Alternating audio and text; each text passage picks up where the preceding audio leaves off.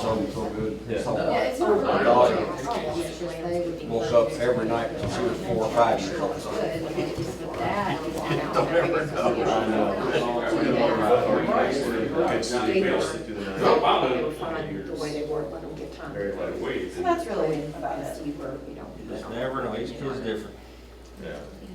Nathan, we think about, Ross 8 Stadium update. You see all that? I haven't been there, so I don't know. Oh, no, the plans are, they're talking about renovating. I don't know. I sent some rendering stadium. Oh, Oh, man. What they're planning on doing to that stadium is insane. They found a still cut into it. Looked like a perimeter drain hole. Or some stuff, you could tell it's the plastic corrugated meters like white TCs. And they were like, you're trying to say, well, you guys have to take that fixed. And it's like, no, it's not our project. So, yeah, so they said, take a look at it. Yeah, I'll, you need to look at their.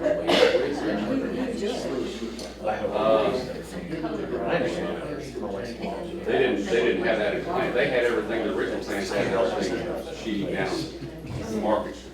If they modified their plans, they're. Well, they haven't, no, they hit that today, and that's the thing, so like, well, you guys, sir, oh, that's a good deal. Yeah. Good morning, everyone. Welcome to the City of Charlestown Sanitary Sewer Board meeting. Today is September 1st, 2022. It's 10 a.m. We'll begin, as is customary, by rising together and saying our pledge of allegiance. I pledge allegiance to the flag of the United States of America, and to the republic for which it stands, one nation, under God, indivisible, with liberty and justice for all.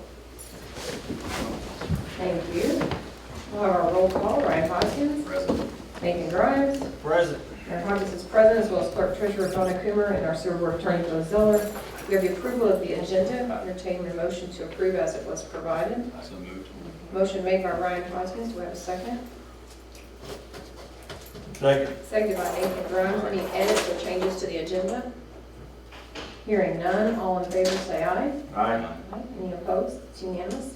We have our standing business, which includes our approval or correction of our prior meeting minutes from our meeting on August 18th, our current claims, and our payroll allowance docket from August 14th to August 27th. Entertain a motion to approve. I approve it as presented. Motion made to approve as presented by Nathan Grimes, Second. second by Ryan Hoskins. Hearing no edits, all in favor say aye. Aye. Any Aye. opposed? It's unanimous. Any public comment? I don't see any faces.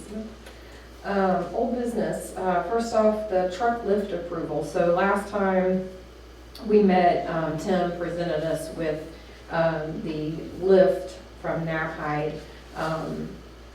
The amount of, I'm assuming this hasn't changed, $25,830.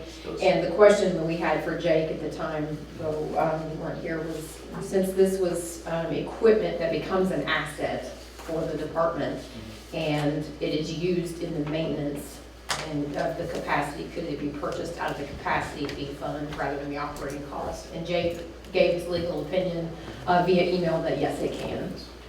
So knowing that that can be purchased out of that, I would entertain a motion to approve that purchase. So moved.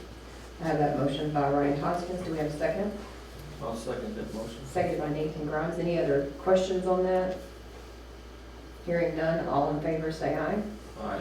Any opposed? Passes unanimously. Tom, do you have that? How long will it take you to get the lift? I'm sorry? How long will it take you to get it? 12 weeks. I think it's a good addition. I agree. I need to sign it. I need to see where. Right there.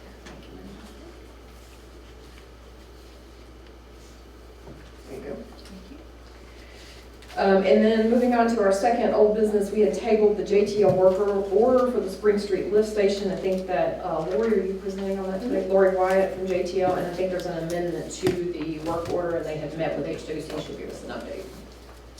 So the work order you have in front of you, the actually probably most helpful piece quickly and visually for you will be on that last page. If you open it up, you have an 11 by 17 map. So we had a coordination call with HWC and kind of came up with an agreement on who's doing what and how and where.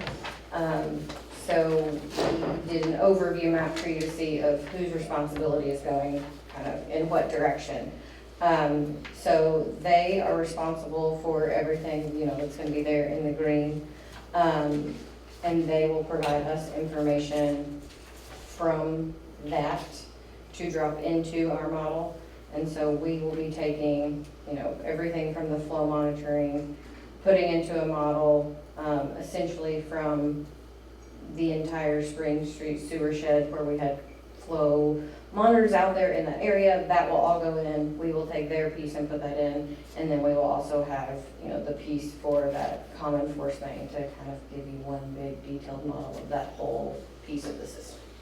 So, with that, if you flip back one other page, I guess the second point of interest for you all is that bottom line number.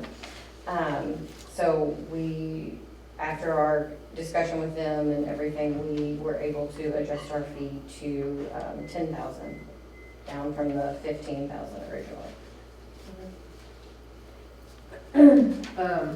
And this is, the modeling is something that's completely different than what that's the piece that we're needing to Correct. do before, and that's what you guys are doing, not them. Okay. Correct. So we have the presentation, I'll open it up to the board. Essentially, what that model will do, I don't know if we kind of dove into this last time, but what that model will do will establish the, if you will, current level of service. So the real time of what's happening out there right now, and essentially the level of service you're receiving for what storm. So that way, when we look at future options, we want to either meet or exceed that level of service that's there right now. And that way, it will give you the option to decide, you know, option A meets the same level of service, and this is what that is. Option B exceeds the level of service, and this is what that is. And then you can make a decision on how to move forward from there. Does the modeling help us in any way with the performance of the tasks in the agreed order? We believe that we can help on those as far as helping to pinpoint areas of I&I concern, which is part of the agreed order. They had said, I think, I'm sorry, I keep touching on it. They had said that, you know, part of the agreed order is that I&I is to be eliminated. The only way to eliminate it is to begin identifying those areas, and so yes, this is part of that. Other questions for Lori on this work order? Says your roles is gonna be completed in 6 weeks, is that correct? Yes. Roughly, and then what about HWC, do we know when we're getting their information? They had, in their work order, I believe, I can pull it up, I believe it was, they had said 45 days, but that depended, did they get the flow monitoring data? They were waiting for that, so. So their clock's already started. Yeah, their clock has started. I want to say it was 45 days.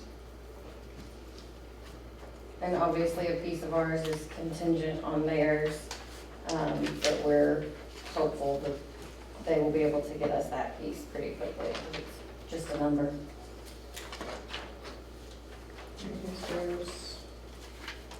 Are you all having to wait on HWC to start yours, or you can start in tangent? We will start in tangent. Like I said, we will have to have kind of a piece to plug in for what they're going to give us. But if you visualize, this is my explanation, not Thomas's explanation of what the model would look like. But when I look at it, it looks kind of like a flow chart on the screen with boxes, and then he goes in and clicks and adds things, and I don't do that. But so he will have essentially a blank box there for the information to fill in from HWC, and then we will go ahead and fill in all the other parts. The model can't completely run until we have that information, but we will have it ready to go. Yes, on their appendix C of the HWC agreement that, or the, not agreement, the work order that we have to do the section in green on the map, it says 45 days following the notice to proceed. And that was based, the notice to proceed based on the receipt of the flow monitoring data, which they have, so they're in process now. Okay. Perfect. Do I have a motion to approve work order 2022-04 amount of $10,000. That's a not to exceed, correct? Is that lump sum? Okay. For the modeling of the Spring Street station. Oh, I'm sorry, it is a lump sum, it's not. It's lump sum, yeah. Okay. It is lump sum, which will be better for you. Yes.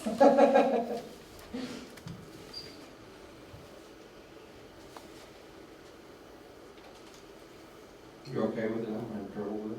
I think the modeling is needed. I talked this over with Tim. I mean, I know, we've had conversations about the need for the modeling. And since it's a component that HOC is not doing as a part of their work order, I think it's important. My biggest concern last meeting was the potential for duplication of services. And it sounds as though that's been resolved. And so the price is down and it's, I feel like it's a reasonable amount for what's being I'll make returned. a motion to approve it as presented. I have a motion by Nathan and a second by Ryan. Any other questions? All in favor, say aye. Aye. Aye. Any opposed? It's unanimous. We'll have you back up in a minute. Yep. Moving on to new business, we have our wastewater operator report. Good morning. Good morning. First of all, I want to thank the board for the vote of confidence on the crane for the truck. It will be a valuable asset to the city. The guys at the plant or in the utility are looking very forward to that. Hopefully within the next 3 months, we'll have that up and running and deploy that in the system. The other thing that I would bring for you today is just a very brief update on the operations themselves. The plant is operating very well. We had about 2.5 inches of rain earlier this week. We had no problems. We lost no solids in the facility. We had no overflows in the collection system. So very, very, very good information there. Just to touch real briefly on what he was speaking to Lori about on the modeling, it's going to be very important from our aspect of the utility. It will be utilized to definitely complete some of the requirements in the agreed order, such as the preventive maintenance program. Looking very forward to getting a copy of that myself so that we can generate a schedule of not only cleaning, potential smoke testing going forward, which will involve JTL tremendously, but it's a really big aspect of what we're trying to complete as well. Lastly, I took the liberty to distribute a draft job description.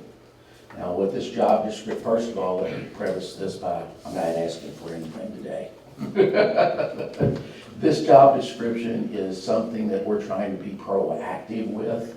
The mayor and I talked about this. This was something that was talked about when I initially came in, is as we grow and morph into a bigger utility, which we all know we were heading that way, this is what we would consider a midline manager.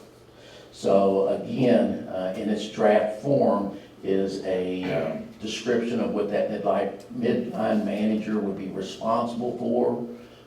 Just want to make sure that you guys have ample time to really wrap your minds around, for lack of a better word, before I just come and say, hey, can I hire this person? Again, please review at your convenience.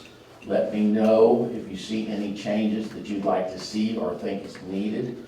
Again, it is just a draft, but it's going to be an important position going forward for us and for the city of Charlestown.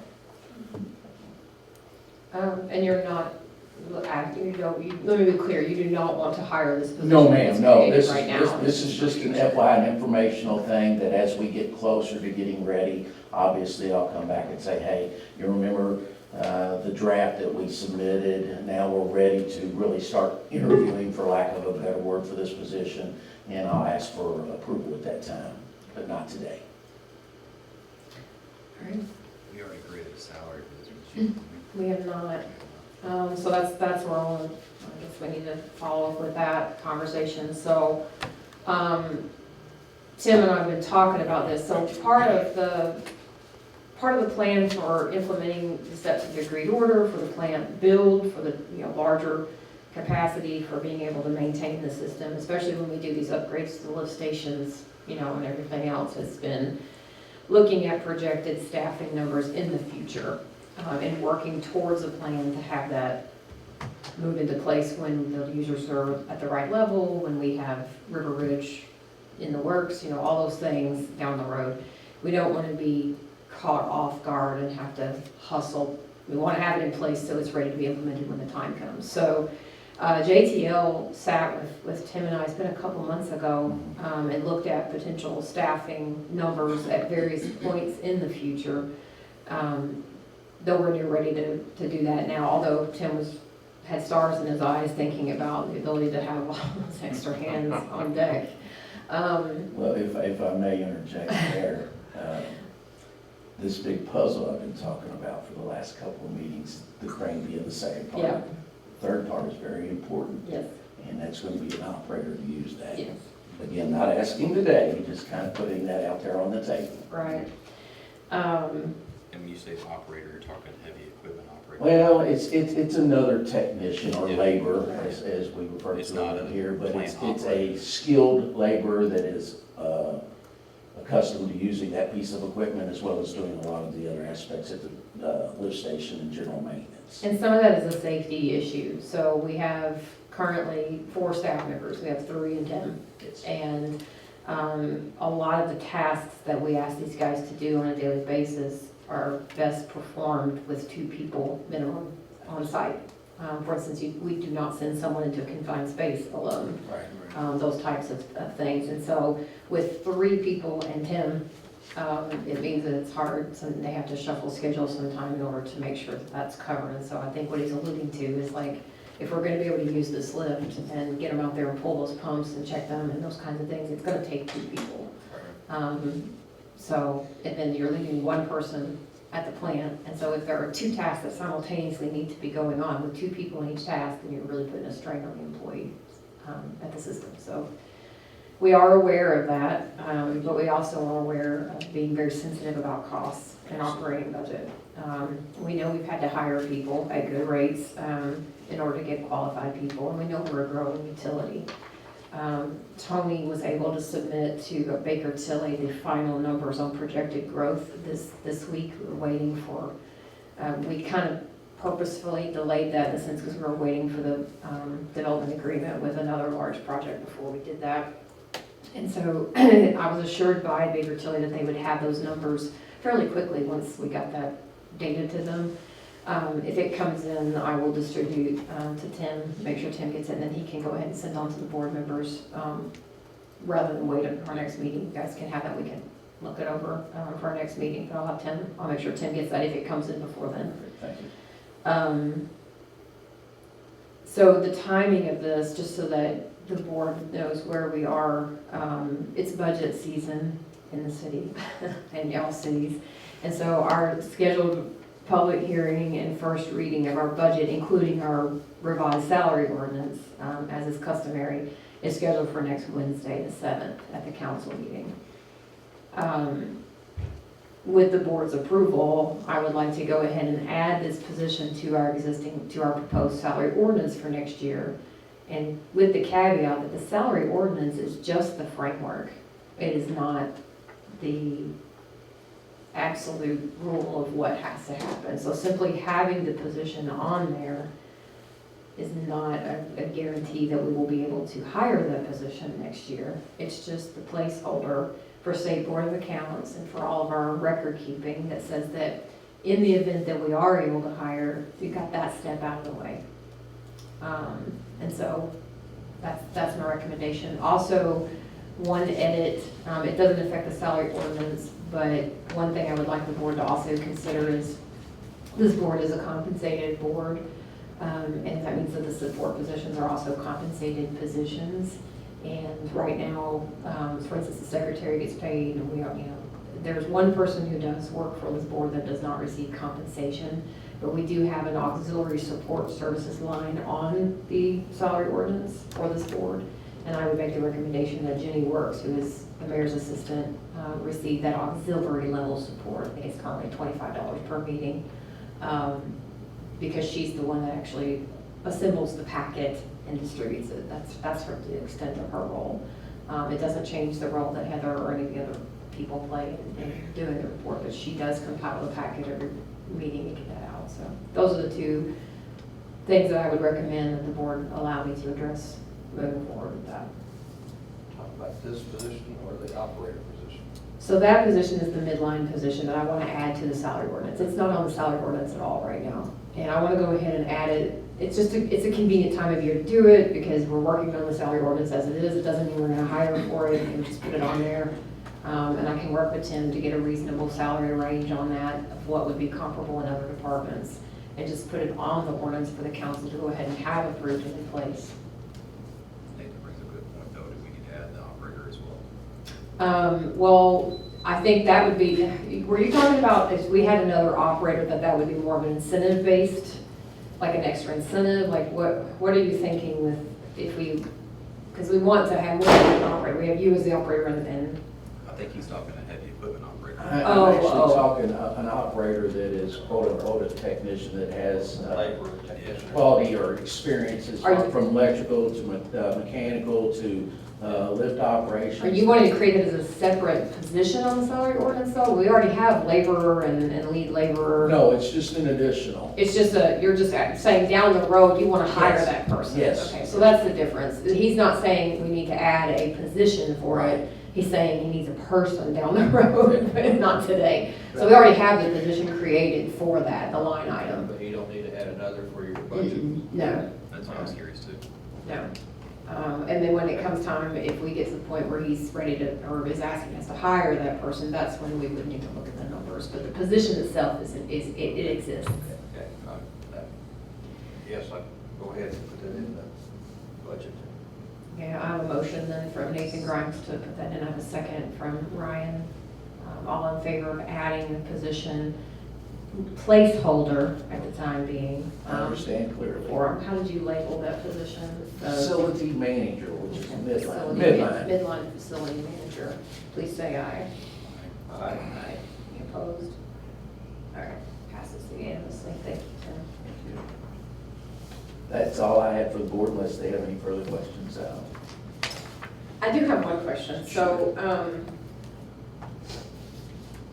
I've been really impressed with the, the way that you've been able to clean all these stations and things. It seems as though the work that I'm just asking for clarification, it seems as though the work you guys have done out of the plant, with the regular maintenance you've implemented out there, and then also by cleaning those stations and having them maintained, have decreased our potential for problems during rain events. Is that a fair assessment? Absolutely. Okay, good. And I think it's important that the board also know that our phosphorus is, we really struggled there for a while when we had, different folks looking at that dosing and we bounced back and forth. And I think that's important that they know that that's brought into line right now too. Thank you. I mean, the phosphorus alone, for example, a month and a half ago was costing $400 a day. We're down to, and don't quote me on this because I didn't do it prior to coming up here, we're down to $100 a day. That's awesome. And that's simply because what the mayor referred to is just tightening up the process control within the facility itself. For the sake of getting technical, we were extremely overloaded with solids in the facility. We've all but eliminated that bottleneck now. The guys and I were just talking yesterday about it, and it's a very nice feeling. I appreciate the acknowledgement of it and would truly push it on to the staff. They've done an exemplary job. These guys are very interested, very prideful of what they do. So, thank you. Thank you. That's great. Right. Good. And then, Lori, did you have your engineering report? Thank you, Do Tim. you?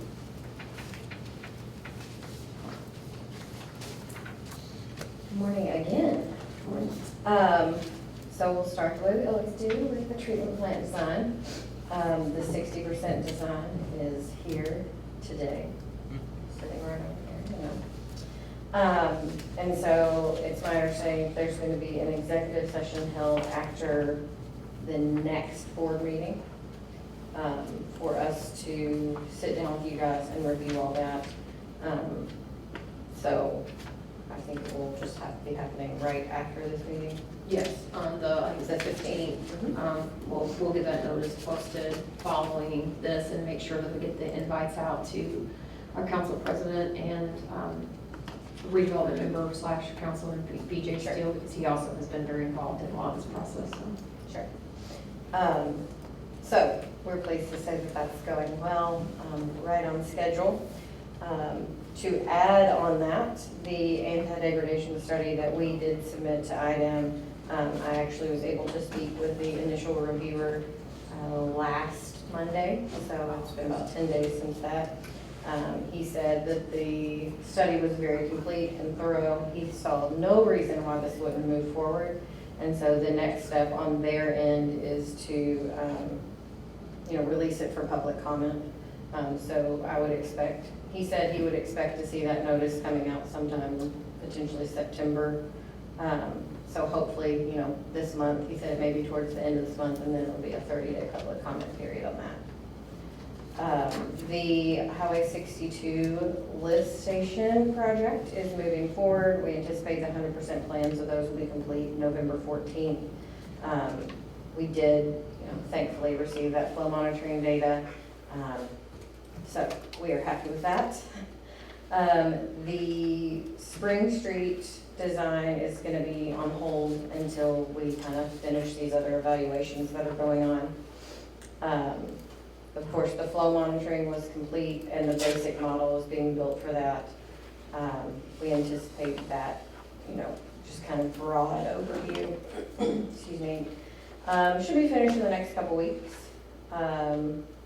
Regarding the Indiana American discharge, we are still having conversations with the property owner. I had another call with them last week, and then Bo and I are going to talk a little bit about it after this meeting. And some boxes to check on the agreed order. So the compliance plan was submitted and IDEM has confirmed receipt, so that's good. Check that off the list.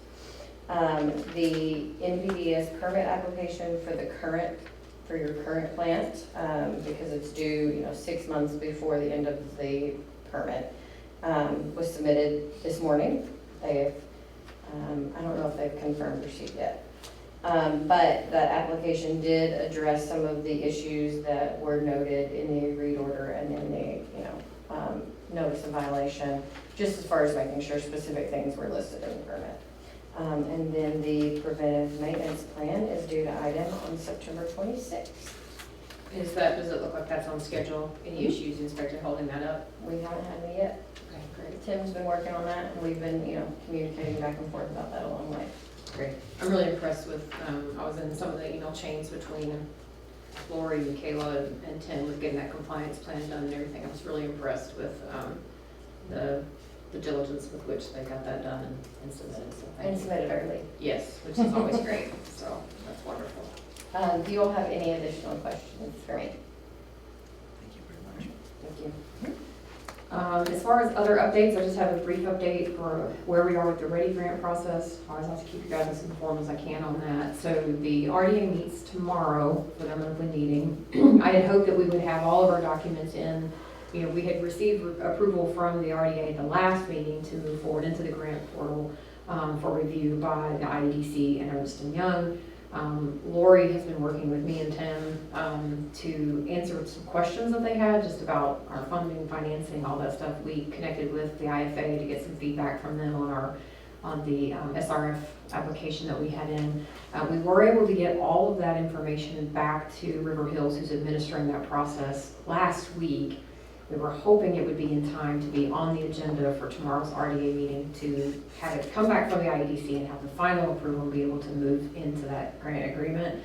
I'm not saying it won't be. I'm not saying it is. The last update we had was that River Hills was anticipating a phone call from Ernst & Young with a couple of questions, but we've already provided those answers, so they'll be able to give those answers. And hopefully, once they get those answers, they will say move forward. And I know River Hills is eager to get these things moving along, so I have faith that if it comes in time before the meeting, it can be added to the agenda for approval. I do not know if they're planning on having special meetings if it's not in time, and so I don't know if they would hold that off again until October if for some reason it's not in. But we are still moving forward through the process and nothing has given us any indication that there's a holdup. So, We've done our part, waiting on them. yeah, we've done, Typical. yeah, so it's just a, it's a big amount of money, it's a big grant, and so they want to be very careful in how they administer it. And I understand that, I appreciate that. And the fact is, we're not ready to build yet, so we're okay, we have time. Design is still ongoing, so we're moving along. Any questions for me? Any matters the board wants to bring up? Tim? Yes, I'm sorry, I forgot to, I wanted to up-to-date the board on one other issue that you allowed us to do a few meetings ago. We did employ the answering service this last week.